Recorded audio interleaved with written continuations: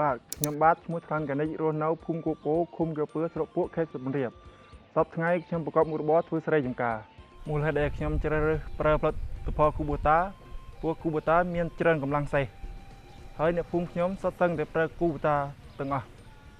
បាទខ្ញុំបានប្រើតាក់ទែនេះរយៈពេល 1K ហើយក្រោយពីទិញតាក់ទែនេះមកខ្ញុំបានទទួលសេវាកម្មពីក្រុមហ៊ុនដូចជាការដឹកជញ្ជូនដល់ផ្ទះដោយឥតគិតថ្លៃនឹងមានក្រុមជាងបច្ចេកទេសមកបង្រៀនដល់ផ្ទះនិងទទួលបានឈុតថែទាំប្រេង1600ម៉ោងខ្ញុំទិញតាក់ទែនេះយកមកប្រើលើការងារធ្វើស្រែចម្ការធ្វើស្រែខ្លួនឯងផងនិងរកចំណូល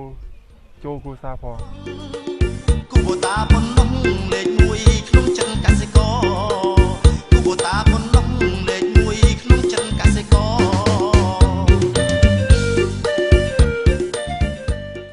ជាចុងក្រោយបើសិនបើពុកម៉ែបងប្អូនចង់បានតាក់ទែមកប្រើប្រាស់ជ្រើសរើសយកគូបូតាទៅអត់ខកបំណងទេព្រោះគូបូតាមានសេវាកម្មជាងរហ័សទាន់ចិត្តគ្រឿងបន្លាស់អាចរកបានគ្រប់ទីកន្លែងតាមដំណើរចែកចាយរបស់គូបូតា